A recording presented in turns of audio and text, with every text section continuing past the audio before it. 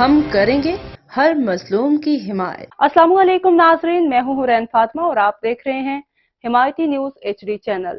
نظر ڈالتے ہیں آج کی اہم خبر پر۔ کراچی بھینس کالونی میں ڈاکو پولیس اہلکار سے رقم چھین کر فرار، فائرنگ سے 25 زخمی۔ کراچی ظہیر عباس کی رپورٹ کے مطابق کراچی کے علاقے بھینس کالونی میں ڈاکو نے ایک پولیس اہلکار سے رقم چھین کر فرار ہونے کے دوران فائرنگ کی، جس سے ایک 3 سالہ بچی زخمی ہو گئی۔ پولیس کے مطابق یہ واقعہ اس وقت پیش آیا جب پولیس اہلکار نے ڈاکوؤں کو موٹر سائیکل چھیننے سے روکنے کی کوشش کی۔ پولیس کا کہنا ہے کہ اہلکار کی مزاحمت کے دوران ڈاکو نے فائرنگ کی اور موقع سے فرار ہونے میں کامیاب ہو گئے۔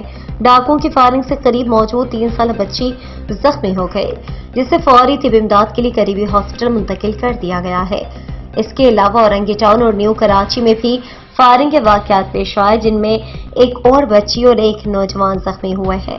پولیس نے تحقیقات شروع کر دی ہے اور ملزمان کی تلاش جاری ہے۔ مزید خبروں اور اپڈیٹ سے باخبر رہنے کے لیے دیکھتے رہیں حمایتی نیوز HD چینل۔